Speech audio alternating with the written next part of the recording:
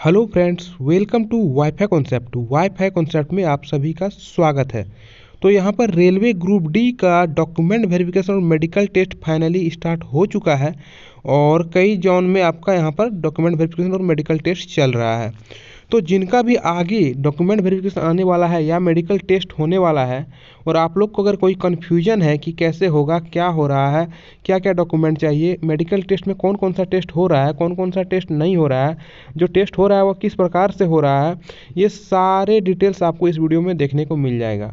ठीक है, तो जिनका भी आगे डॉक्यूमेंट वेरिफिकेशन है इस वीडियो को एक बार अंत तक जरूर देखिएगा, इससे आपको बहुत बेनिफिट मिलने वाला है। ठीक है, यहाँ पर मैं आपको स्टेप बाय स्टेप हर एक प्रोसेस को डिटेल्स में बताऊंगा, क्योंकि आपका जो है ना कई सारे बच्चों एग्ज़ाम दे करके आ गए हैं, यानी कि डॉक्यूमेंट वेरिफिकेशन और मेडिकल टेस्ट करा करके आ गए हैं और 4-5 बच्चों के साथ में कंसल्ट करने के बाद यहाँ आपको ये वीडियो बना करके दे रहा हूँ कि क्या क्या आपका डॉक्यूमेंट वेरिफिकेशन और मेडिकल टेस्ट में वहाँ पर मांग रहे थे, क्या क्या प्रोसेस हुआ, वो सारे पूछने के बाद ही मैं ये वीडियो बना रहा हूँ। ठीक है, तो आप लोग को ध्यान में रखना है और देखते जाना है कि क्या क्या यहाँ पर हुआ, कौन कौन सा डॉक्यूमेंट लगा, कौन कौन सा टेस्ट हुआ मेडिकल में, क्या कलर ब्लाइंडनेस टेस्ट किस प्रकार से हुआ, हाइड्रोसिल टेस्ट किस प्रकार से हुआ, पाइल्स चेक हुआ कि नहीं हुआ, ठीक है, आपका ब्लड टेस्ट हुआ कि नहीं हुआ, यूरिन टेस्ट हुआ कि नहीं हुआ, ईयर में टेस्ट किस प्रकार से हुआ, ये सारे आप लोग को यहाँ पर देखने को मिल जाएगा।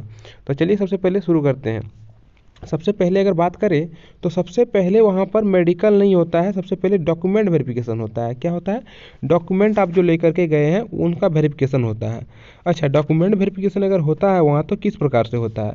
तो सबसे पहले तो ये जान लें आप लोग कि अगर आपका डॉक्यूमेंट वेरिफिकेशन और मेडिकल जिस दिन दिया हुआ है, जो भी रिपोर्टिंग टाइम है उस दिन का, आप लोग उस दिन से एक दिन पहले पहुंच जाइएगा शाम तक वहाँ सेंटर पर, सॉरी सेंटर पर मतलब उस सिटी में। ठीक है, क्योंकि अगर उस सिटी में आप एक दिन पहले नहीं पहुंचते हैं और आप सोचेंगे कि नहीं हम दूसरे दिन ही उसी दिन पहुंचेंगे, तो क्या होगा, हो सकता है आपका ट्रेन रद्द हो जाए या फिर कुछ कोई टेक्निकल इशू आ जाए ट्रेन में। ठीक है, तो इस प्रकार से आप लोग को वहाँ पर बाधा पहुँच सकती है। ठीक है, हो सकता है आप उस दिन ना पहुँच पाए, तो आप लोग एक दिन एडवांस में ही वहाँ पर पहुँच जाइएगा और रिपोर्टिंग टाइम से आधा घंटा पहले वहाँ पर ज़रूर पहुँच जाइएगा। तो वहाँ पर जब मैंने बच्चा से पूछा कि सबसे पहले क्या हुआ, तो वहाँ पर बोला गया कि डॉक्यूमेंट वेरिफिकेशन जिनका जिनका बुलाया गया था उनका एक लिस्ट बना हुआ था वहाँ पर। ठीक है, लिस्ट में जो क्रम से डॉक्यूमेंट वेरिफिकेशन का नाम दिया हुआ था, 1 नंबर में किसका डॉक्यूमेंट वेरिफिकेशन होगा, 2 नंबर में किसका डॉक्यूमेंट वेरिफिकेशन होगा, 3 नंबर में किसका डॉक्यूमेंट वेरिफिकेशन होगा, और उसी लिस्ट के अनुसार से, यानी कि लिस्ट में नाम के हिसाब से ही बुलाया जाता था। 1 नंबर में जिसका लिस्ट में नाम है उसी को सबसे पहले डॉक्यूमेंट वेरिफिकेशन के लिए बुलाया गया। ठीक है, अब जब वहाँ पर डॉक्यूमेंट वेरिफिकेशन के बुलाया गया, सबसे पहले वहाँ पर चेयर दिया गया, उसको वहाँ पर सिट डाउन करने के लिए बोला गया। ठीक है, वहाँ पर बैठने के बाद आपका सारा वहाँ पर प्रोसेस शुरू होता है और उस प्रोसेस में आपको जो है क्या होता है, सबसे पहले कि सर लोग जो है जो आपका सर्टिफिकेट को चेक करेंगे वो वहाँ पर आपका बैठे रहते हैं और आपको एक कुर्सी दिया जाता है, वहाँ आपको बुलाया जाएगा। आप वहाँ पर जब जाएंगे तो सबसे पहले बोला जाएगा कि आपको किस लेवल का, तो देखिए जो आपका ये पोस्ट था ग्रुप डी वो मैट्रिक लेवल का था, है ना। तो आप लोग अगर मैट्रिक लेवल से डाले हैं और तो उसको सिर्फ मैट्रिक का ही सर्टिफिकेट चाहिए। ठीक है ना, सबसे बड़ी बात यहाँ पर है कि सिर्फ मैट्रिक का ही सर्टिफिकेट चाहिए। अगर इसके अलावा कोई सर्टिफिकेट आपके पास नहीं है तो कोई दिक्कत नहीं है, लेकिन अगर आप लोगों ने अपर लेवल का सर्टिफिकेट फॉर्म भरते समय ही आपका डाला है, ठीक है, आप लोग फॉर्म भरते समय ही डाल दिए हैं अपर लेवल का सर्टिफिकेट कि हाँ मैं ग्रेजुएशन पास हूँ, हाँ मैं डिप्लोमा पास हूँ या फिर हाँ मैं आईटीआई पास हूँ, तो आपको उन सर्टिफिकेट को लेके साथ में जाना है, ये बच्चे के द्वारा कहा गया। क्योंकि हो उसका भी चेकिंग हो सकता है जो आप लोगों ने वहाँ पर डाले थे फॉर्म भरते समय में। ठीक है ना, लेकिन 10th का सर्टिफिकेट एकदम कंपलसरी है, सबसे पहले 10th सर्टिफिकेट को ही वहाँ पर देखा जा रहा है। तो मैट्रिक लेवल के सर्टिफिकेट जो था उसको सबसे पहले वहाँ पर देखा गया। उसमें अच्छा क्या क्या आप सर्टिफिकेट मांग रहा था, अब देखिए जब मैट्रिक का सर्टिफिकेट की बात आया तो वहाँ पर कौन कौन सी सर्टिफिकेट मैट्रिक का मांगा गया। तो सबसे पहला बात करें तो आपको एडमिट कार्ड लेके जाना है इसका। ठीक है, एडमिट कार्ड लेके जाना है मैट्रिक का। दूसरा नंबर में आपको मार्कशीट लेके जाना है मैट्रिक का। और तीसरा नंबर में आपको लेके जाना है मूल प्रमाण पत्र, जिसको बोलते हैं हम लोग ओरिजिनल लिविंग सर्टिफिकेट। वो बहुत इंपॉर्टेंट है, अगर आप लोग का खो गया है तो किसी का अगर बाई चांस खो गया है तो आप लोग क्या कीजिएगा, कम से कम प्रोविजनल लेकर के ज़रूर जाइएगा, और खोने के लिए जो खो गया है तो उसके लिए एक आप लोग एफिडेविट बनवा लीजिएगा, ठीक है। तो एडमिट कार्ड, मार्कशीट और ओरिजिनल लिविंग सर्टिफिकेट, ये 3 सर्टिफिकेट मैट्रिक का हर हाल में लेकर के जाना है। ये तीनों तो चेक करेंगे ही करेंगे, ठीक है, यानी कि चेक कर रहे हैं स्टूडेंट के द्वारा जो बताया गया।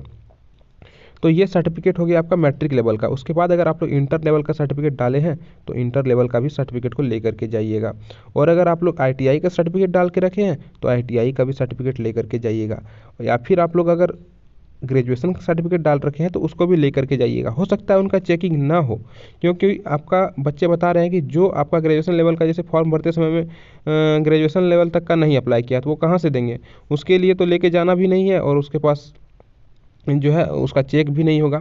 क्योंकि अगर 2019 में फॉर्म भरते समय आप लोग इंटर में होंगे, लेकिन 2022 में आप ग्रेजुएशन पास करके होंगे, ठीक है ना, या फिर इंटर पास करके होंगे, तो उस समय जब फॉर्म भरे थे आप लोग तो मैट्रिक लेवल से भरे थे, तो इंटर का आपके पास अभी सर्टिफिकेट है, लेकिन आप लोग वहाँ पर इंटर का सर्टिफिकेट नहीं भी लेके जाएंगे तो कोई दिक्कत नहीं है, क्योंकि वहाँ पर सिर्फ मैट्रिक का ही आपको मांगेंगे, क्योंकि आप मैट्रिक लेवल से ही फॉर्म भरे थे उस टाइम, है ना।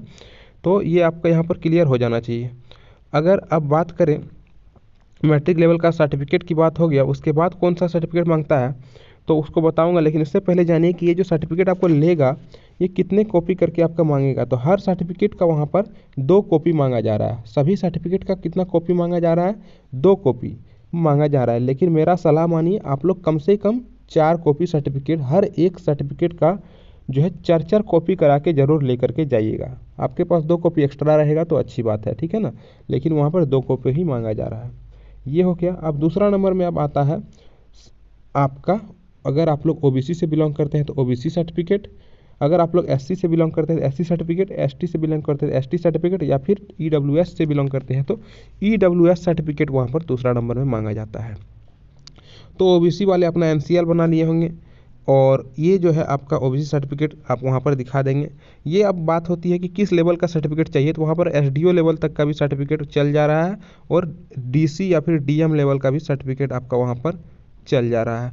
तो डीसी और डीएम लेवल का सर्टिफिकेट भी आप लोग बना सकते हैं, और एसडीओ लेवल का भी सर्टिफिकेट बना सकते हैं। ये दोनों में कोई भी लेकर के जाइएगा तो वहाँ पर मान्य है, ठीक है। तो ये दूसरा सर्टिफिकेट हो गया। तीसरा नंबर में जो आपका एक जो है ओबीसी का जो आपका सेल्फ डिक्लेरेशन फॉर्म आता है, उस फॉर्म को आपको भर के वहाँ पर लेके जाना है, वो भी आपको वहाँ पर मांग रहे हैं ना।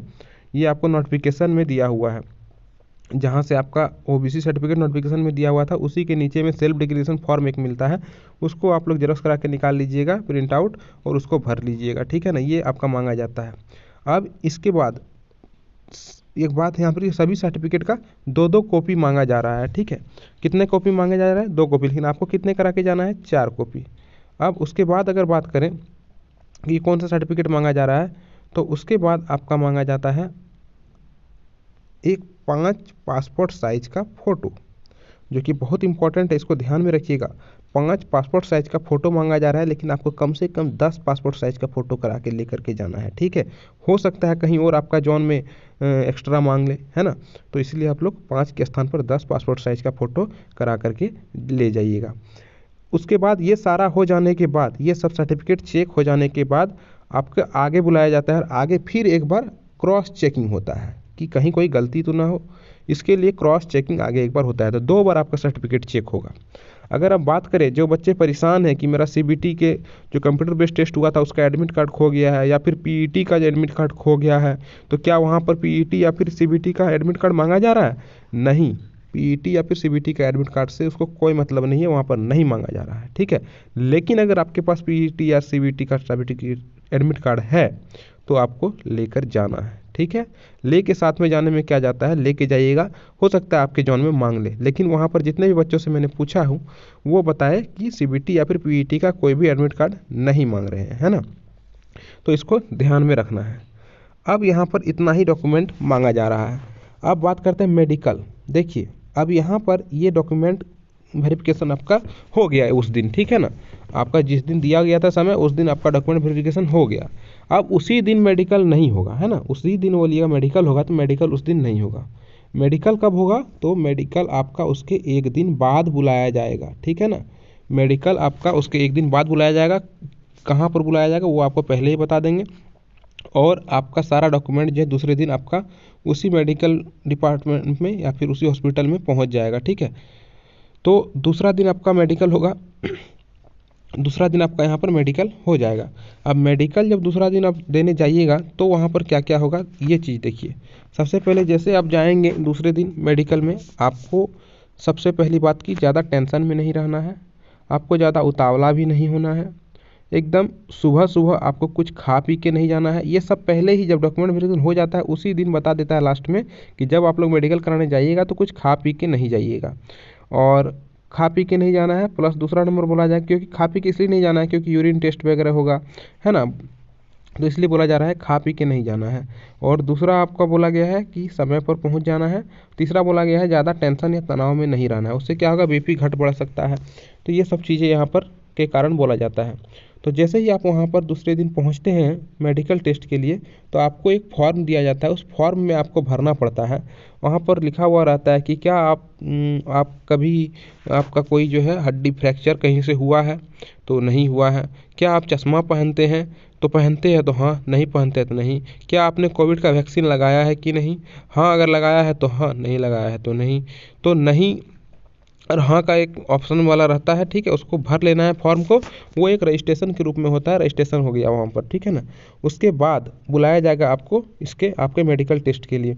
ये भरने के बाद आपको मेडिकल टेस्ट होगा। मेडिकल टेस्ट में उसका दूसरा नंबर में क्या होता है, सबसे पहले जो होता है आपका कट मार्क्स चेक होता है। आप लोगों ने जब फॉर्म भरा होगा तो आप लोगों ने एक कट मार्क दिया होगा, जैसे कि कोई मोल का चिन्ह देता है, कोई आपका कट लगा हुआ है कहीं तो चिन्ह देता है। जैसे कि मेरा लेफ्ट हैंड में के थंब में कट है तो हम लोग क्या बोलेंगे, दिए होंगे फॉर्म भरने टाइम में एक cut mark on the left hand thumb, तो लेफ्ट थंब, ठीक है ना। तो उसी प्रकार का जो वहाँ पर आप लोगों ने फॉर्म भरते टाइम में जो कट मार्क दिए होंगे वो वहाँ पर चेक होता है वो दोनों कट मार्क। तो ये हो गया आपका दूसरा नंबर का काम होता है मेडिकल में। तीसरा नंबर में जब कट मार्क चेक हो जाता है तो वहाँ पर ब्लड प्रेशर चेक होता है। ब्लड प्रेशर चेक होता है और जब ब्लड प्रेशर चेक होगा तो आप लोग को ज़्यादा घबराना नहीं है, नहीं तो ब्लड प्रेशर कम ज़्यादा हो सकता है। एकदम नॉर्मली रहना है, आराम पूर्वक सांस लेना है और ब्लड प्रेशर को वहाँ पर जब चेकिंग हुआ तो वहाँ पर एकदम नॉर्मल रहना है ना। और ये तीसरा नंबर ब्लड प्रेशर चेक वहाँ पर हो जाता है। जब ब्लड प्रेशर चेक हो जाता है उसके बाद आपको सिंपली यूरिन टेस्ट होगा।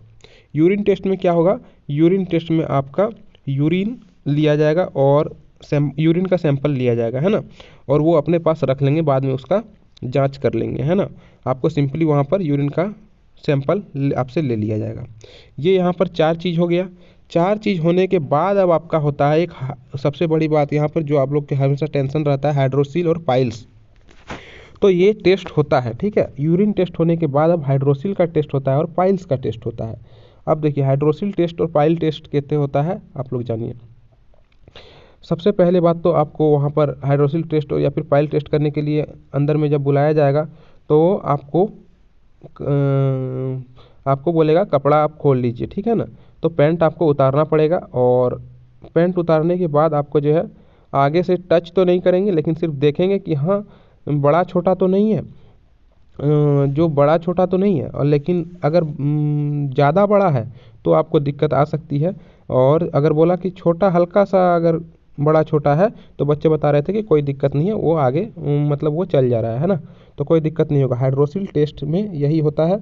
और हाइड्रोसिल टेस्ट होने के बाद जब पाइल्स चेक होगा तो बोलेगा आप पीछे घूमिए, पीछे घूम के वो देखेंगे और उसके बाद बोलेंगे क्या कि आप लोग जो है आप अपना जो सर है, सर को राइट साइड कीजिए और एक बार जोर से खांसिए, और खांसवाने के बाद फिर बोलेगा आप लेफ्ट साइड आप सर को कीजिए और झुक के एक बार खांसिए। तो उसके बाद झुक के एक बार खांसवाया जाएगा, है ना। उसके बाद बोलेगा 8-10 बार उठक बैठक कीजिए। वो चीज़ 3-4 बार आपको ये सब चीज़ें करवाता है आपका पाइल्स टेस्ट में। तो ये हो गया आपका हाइड्रोसिल टेस्ट और इस प्रकार से आपका हो जाता है पाइल्स टेस्ट। और दोनों होने के बाद अब आगे फिर होता है कलर विजन का टेस्ट। तो आप लोगों ने समझ गया कि कैसे होता है हाइड्रोसिल या फिर कैसे होता है पाइल्स टेस्ट। इसमें आप लोग को कहीं कोई कन्फ्यूजन होगा तो आप लोग ज़रूर बताइएगा। हाइड्रोसिल टेस्ट सिर्फ आगे से देखते हैं कि बड़ा छोटा है क्या, बस वो हो गया हाइड्रोसिल टेस्ट। और पाइल्स टेस्ट में होता है क्या, आपको 4 बार पैंट तो आपको खोलना ही पड़ता है और उसके बाद उठक बैठक करवाता है और झुका करके आपको खसवाता है ना। तो ये होता है पाइल टेस्ट में। और उसके बाद जब ये पाइल्स टेस्ट और हाइड्रोसिल टेस्ट बोला स्टूडेंट की हो गया, तो उसके बाद उसका होता है colour vision test. Colour vision test जो होता है कई प्रकार से कराया जा रहा है यहाँ पर। एक सबसे पहले तो आई टेस्ट होगा कि आई का आपका आकार क्या है, साइज क्या है, ठीक है, देखिएगा, टॉर्च मार करके भी आई में देखता है। और इसको हो जाने के बाद, आई टेस्ट हो जाने के बाद आपका कलर विजन टेस्ट होता है। कलर विजन टेस्ट में आप लोग को कैसे टेस्ट होता है, आप लोग को पता होगा कि कलर विजन टेस्ट में आपको यहाँ पर मैं बता देता हूँ कैसे टेस्ट होता है कलर विजन का। तो कलर विजन टेस्ट कुछ इस प्रकार से होता है, ठीक है। यहाँ पर इस तरह से दे देगा आपको, एक किताब बुक दे देता है और आपको पढ़ने के लिए बोलेगा कि इसमें क्या लिखा हुआ है, इसमें क्या लिखा हुआ है। तो देखिए यहाँ पर क्या लिखा हुआ है, आप लोग अगर पढ़ पा रहे हैं तो आपका कोई कलर विजन में कोई दिक्कत नहीं है। ये आपका क्या लिखा हुआ है, ये आपका क्या लिखा हुआ है, ये आपका क्या लिखा हुआ है, ये क्या लिखा हुआ है, ये क्या लिखा हुआ है और ये क्या लिखा हुआ है। अगर आप लोग इसको पढ़ लेते हैं तो वहाँ पर आपको कलर विजन का कोई प्रॉब्लम नहीं है, इतना समझ जाइए। देखिए मैं एक दो बता देता हूँ, आप लोग बताइएगा। यहाँ पर ये 8 लिखा हुआ है, ये 7 लिखा हुआ है, ये 16 लिखा हुआ है। आप लोग इसको और इसको और इसको क्या लिखा हुआ है कमेंट में ज़रूर बताइएगा, तब आपको पता चलता है। देखते हैं कि आप लोग का कलर विजन कैसा है ना, सही है कि नहीं है। ये 3 को आप लोग कमेंट करके ज़रूर बताइएगा। आप लोग को देखते हैं कलर विजन का टेस्ट में आप लोग पास हो पा रहे हैं कि नहीं, ठीक है। ये होता है कलर विजन टेस्ट। उसके बाद क्या होता है, वहाँ पर एक कलर टेस्ट करने देता है, रेड, ग्रीन, येलो। इसमें एक्चुअली में होता है क्या है, देखिए वहाँ पर बल्ब टाइप का 3-4 लगा हुआ रहता है, इस तरह से 3-4 बल्ब लगा हुआ रहता है, ठीक है। 3-4 बल्ब इस तरह से आपका लगा हुआ रहेगा।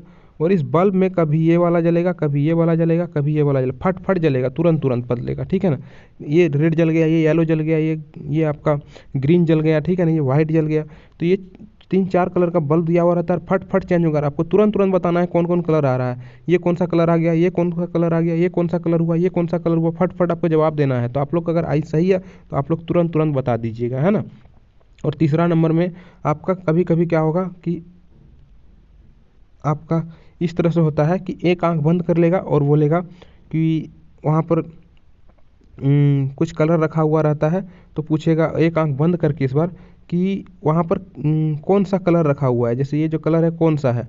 वो फिर दूसरा आंख बंद करेगा, फिर पूछेगा कि ये कलर कौन सा है, इस प्रकार से। या फिर पूछेगा कि वहाँ पर जो टोटल कितने कलर वहाँ पर दिख रहे हैं, 1 कलर दिख रहे हैं, 2 कलर दिख रहे हैं, या फिर कितने कलर दिख रहे हैं। वहाँ पर ग्रीन कलर का कितने ग्रीन कलर दिख रहे हैं, तो एक यहाँ पर दिख रहे होंगे, अगर एक यहाँ पर दिख रहे हैं तो 2 ग्रीन कलर दिख रहे हैं, और रेड दिख रहे हैं, 2 रेड कलर दिख रहे हैं। तो इस तरह से आपका वहाँ पर क्वेश्चनिंग किया जाता है आई टेस्ट में, ठीक है। ये तीसरा नंबर हो गया आई टेस्ट का। और एक चौथा होता है, सी को क्या करता है, उल्टा करके। कभी देखिए सी को इस तरह है तो बोलेगा सी का मुंह जो है किधर खुला है, राइट साइड, लेफ्ट साइड, अपर की लोअर में। तो आपको राइट साइड में खुला है। कभी इस तरह से दे देगा और बोलेगा सी का मुंह जो है किधर खुला हुआ है, तो सी का मुंह ऊपर में खुला हुआ है। इस प्रकार से पूछा जाएगा। और कभी कभी छ देता है, वहाँ पर बोला गया स्टूडेंट की कहीं कहीं छ भी देता है कि छ जो है किस प्रकार है, सीधा है, राइट साइड से, लेफ्ट साइड से है, या फिर उल्टा है, या तो ये भी आपको वहाँ पर बताना होता है। तो इस प्रकार से कलर विजन का टेस्ट होता है, आई टेस्ट होता है, और सी को उल्टा करके टेस्ट कराया जाता है। यहाँ से ये कलर टेस्ट होता है, यहाँ पर आई का टेस्ट होगा कि आकार आपका क्या है, 6x6 है, 6x12 है, क्या है, ये सारे कुछ का टेस्ट होता है। उसके बाद एक टेस्ट यहाँ पर ये होता है, चेस्ट को एक्सरे कराया जाता है, ठीक है। चेस्ट का एक्सरे कराया जाता है। कहीं कहीं जोन में आपका जोन के अंदर ही चेस्ट का एक्सरे कर लिया जाता है, और कहीं कहीं बोला जा रहा है कि आपका चेस्ट का जो एक्सरे किया जाता है वो आपको बाहर से कराना पड़ता है, जिसके लिए आपको कुछ कॉस्ट भी पड़ता है, यानी कि 400, 200, 300 इस प्रकार से खर्च भी पड़ता है वो। और ये खर्च का वहन आपको खुद से करना पड़ता है, रेलवे इसका खर्च नहीं देता है। तो ये आपका कहीं ना कहीं थोड़ा गलत है, और स्टूडेंट के द्वारा ही ये 400 रुपये यहाँ पर खर्च हो जाते हैं। या फिर कहीं और बॉडी में कोई प्रॉब्लम अगर रेलवे को नज़र आ रहा है तो उसका भी एक्सरे आप ही को करवाना होगा। तो वहाँ पर कुछ एक्स्ट्रा फिर खर्चा हो सकते हैं, क्योंकि एक बच्चे बता रहे थे कि उसका थोड़ा सा प्रॉब्लम था, तो उसको और एक टेस्ट कराना पड़ा था, जिसके लिए उसको 2500 रुपया और एक्स्ट्रा खर्चा हो गया था। तो इसलिए अगर आप लोग वहाँ पर जा रहे हैं तो मेरा सलाह मानिए, कम से कम पैसा थोड़ा ले करके जाना है ना।